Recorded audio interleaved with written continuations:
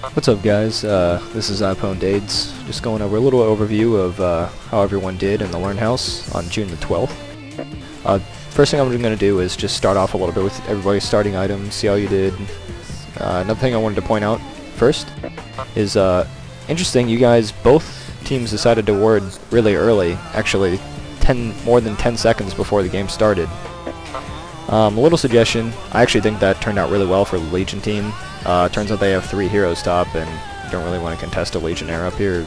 Spin can be pretty bad. But for Hellborn, you know they're going to have a Keeper of the Forest. He's going to be in the jungle. Instead of planting this ward down here, plant it right here. It will still see the rune, and will actually block this creep camp. The other thing you can do, Chili Park, is you can just give the 2 wards to Bubbles, who's going bottom anyway. That way you don't have to plant the ward before 0-minute mark. You can get a little more sight out of it than you do if you plant it before the 0-minute mark. Going over starting items, Voodoo Jester up here looks normal. I like those a lot actually, including the ward. Gravekeeper, pretty normal, looks like he's going for Grave Locket. Keeper of the Forest. Now, these are items I would definitely get differently. You do not want to buy a shield on Keeper of the Forest. This Iron Buckler is a waste of money. Your tree dogs, your animate forest minions, should be doing taking all the damage for you as well, and doing most of it as well. You can still get a hatchet though. It improves your damage quite a bit against neutrals. Usually worth it. Instead of the Iron Buckler and the Runes of Blight, I would suggest going for mana ring components. Most preferably the Mark of the Novice and the Pretender's Crown.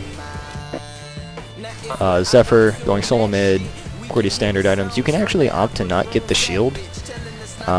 You know you're going to be against a melee. You don't really have to worry about harass. But if you're going to build it into a Helm of the Black Legion, the shield kind of works that way for you anyway. So that's not bad. And down to Wretched Hag. Interesting that you chose not to spend all of your money. Normally if you do that you're going for an early bottle, but bottle in the side lane, now that you can't ferry it to the fountain, really isn't that good anymore. So I would just maybe consider going for a Ring of the Teacher. Similar items to what Voodoo Jester bought actually. Actually the items Bubbles got are just about perfect. Ring of the Teacher is probably the best item for a side lane solo. Provides damage and armor, which is great.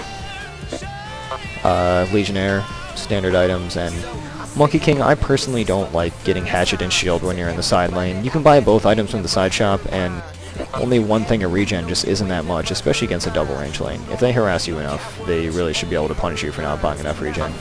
We've now resumed, just actually a few minutes later after the Bloodlust, and we're looking at top lane. As I'd mentioned earlier with items, Monkey King is seriously lacking in regen, and you guys have 2 ranged heroes. I think 600 range. Gravekeeper might not be. Yeah, 2 600 range heroes. You can easily both right-click this Monkey King and do way more damage than Glazes can ever harass you back. I would definitely consider in this lane going really heavy on the harass on the melee hero. Now, we're going to see in a minute here, Monkey King is actually going to initiate on this Voodoo Jester. You're trying to harass, which is good. The problem is your skill selection. Level 1 Curse Ground is terrible. It doesn't do any damage, and it's difficult to hit. What you need to get at level 1 is his stun. Basically, you're going to do more damage from the extra auto attacks on stunned heroes than you would using level 1 Curse Ground anyway. And the stun there might have actually saved you from death. You know, obviously the stun part of it is really the reason you get the skill.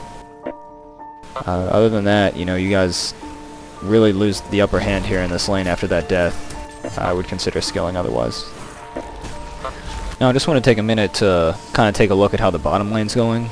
Bubbles does beat Hag pretty solidly solo, but it shouldn't be this bad.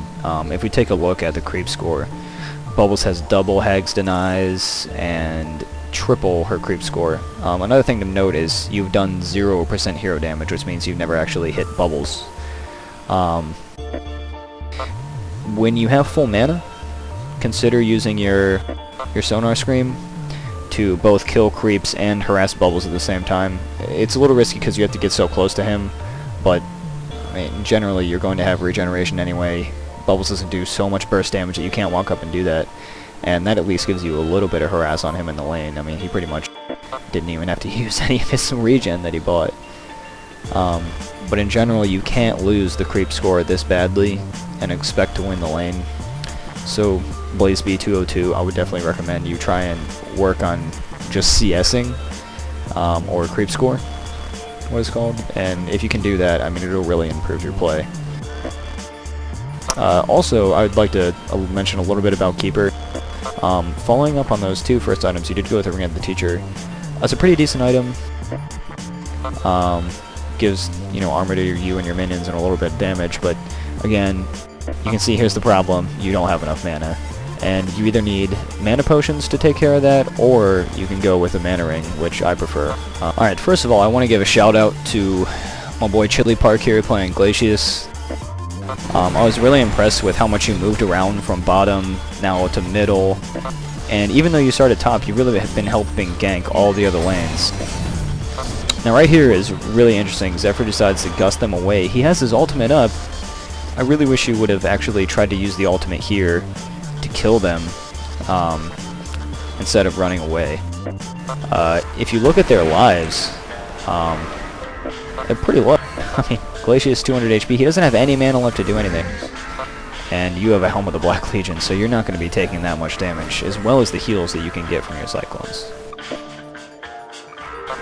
Alright, now one thing I want to mention is, in my opinion, the most important part about Heroes of Newerth, and that is supporting your teammates with teleport scrolls.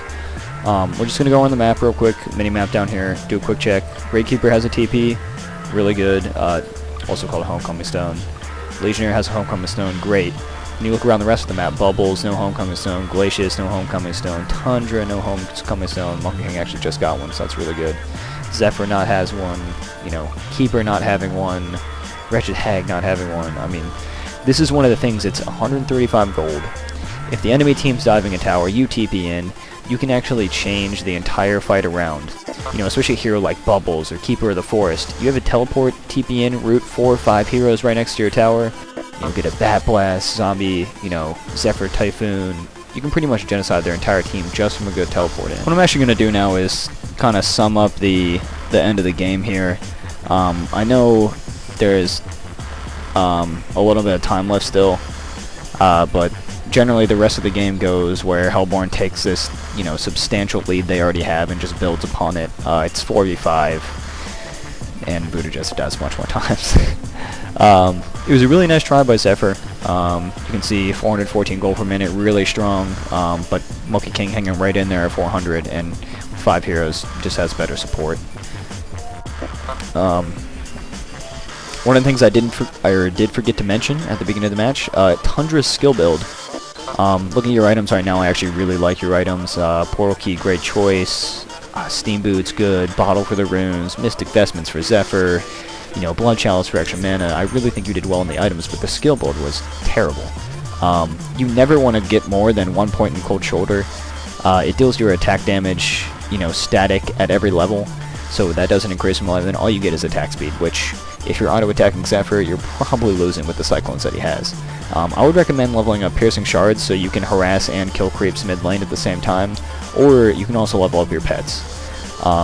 Call of the Winter, in my opinion, is the best ability in the game. The bird gives you so much vision, regardless of wards, counter wards, anything like that. I mean, you can see right now how much vision you have from this bird just chilling in the trees. So I would definitely only get 1 level of Cold Shoulder. That's still acceptable, but level up either Call of the Winter or Piercing Shards first. Legionnaire, watching you this game, I thought you did a really good job farming in the jungle. Didn't get a chance to really watch too much of, you know, whether or not you were stacking, stuff like that. That's really the most important part of Legionnaire. Stack creeps, then kill them, farm, get a portal key, blank on people, taunt them. And you did a really good job of that in team fights. You know, you used your ult when you needed to. Overall, well done. Monkey King, one of those heroes I wish I knew how to play better, quite honestly. A decent skill build. Legionnaire is going Soul, so you don't have to. That's a huge bonus. The Assassin Shroud working towards Genjiro is really good. You have Mystic Vestments from Zephyr, that's great. Overall, pretty solid. You did a really good job farming. You're a carry, that's what you should be doing. And as you can see, most hero damage on your team, so you manage to farm the most creeps and do the most hero damage. That's what a carry should do. Well played. Next on the list, Tundra. Kind of just talked about your skill build items, did well. Can't really beat Zephyr middle lane as Tundra, to be completely honest with you. So, I mean, in general, I think you did a pretty good job. Glacius, really well done this game. I was really impressed with your ward coverage all game. You can start trying to counter ward if you want to. It's an advanced tactic, not really at that level, but the sooner you start doing it, the sooner you start learning to do it properly. Counter warding just consists of taking a revelation ward, planting it, up on this hill, and then you can see their ward of sight and you kill their ward of sight. Takes away their vision. You can be a lot more aggressive, control the jungle. Bubbles. Actually, probably one of the quietest but most well-played players in this game.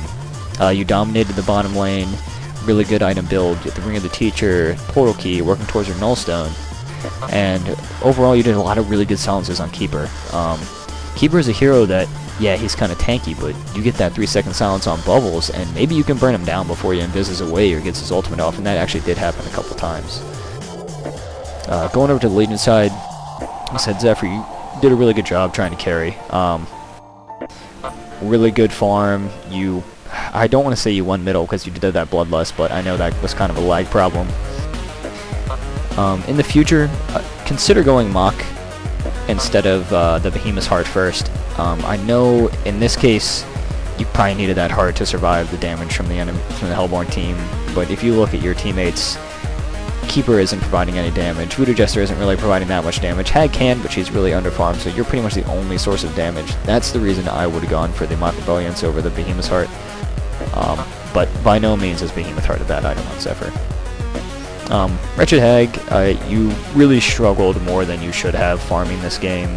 With Sonar Scream, it's really easy to go around and, nuke 3-4 creep waves at a time, go to the jungle, nuke those creeps, go around, gank people. You actually have less creep kills than Voodoo Jester, and that should never happen in a game. Part of that is you need to work on your CS. I understand that. That's good. That's actually bugged out. That's Gravekeeper, who actually left the game, so you should probably have more than him as well.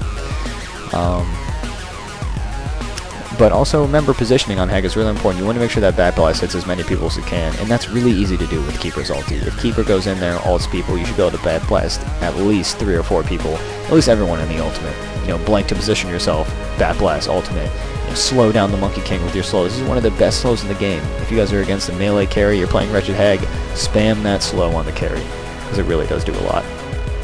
Keeper of the Forest, I think you could have really worked better on your starting item build, but following that, you did really well. I wanted to see you get a Portal Key this game, and you did, because you guys had to have a good Keeper ult if you wanted to win this game at all. Really, the problem was you just didn't have enough damage to kill their team, even once you did. Generally okay. I would like to see a little more pushing with the tree minions. You guys only got 1 tower down all game, and Keeper of the Forest is a great pusher. Last but not least, Voodoo Jester. I know you were lamenting at the end of the game about how horrible you thought you did, but really you didn't do too bad, dude.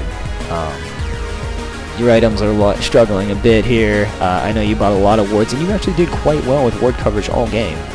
You can also consider counter warding if you want. It's really hard to do, especially with no farm by yourself. But also your skill build. Alter it just a little bit. If you're going to get points in Cursed Ground, go to level 4. Level 4 is immensely better than level 3. It's a great damage spell. You could have the tankiest carry in the game on the other team. If you land that Cursed Ground when he's full health and then takes half damage, he's pretty much dead. It's almost as good as Sword or ulti, if not better, in that situation. I do like getting Acid Cocktail level 4 in this situation. Your team needs that stun. If you get the Acid Cocktail off and then die immediately, this caster still can bounce. That's really good. But overall, I don't think you did as bad as you think you did. Top lane, I wouldn't like to see you guys die so much, but you were 2 versus 3 pretty much as well. So overall, well-played game by you guys. Hopefully you can take these improvements and learn upon them, and I'll see you guys in the next Learnhouse. Good luck.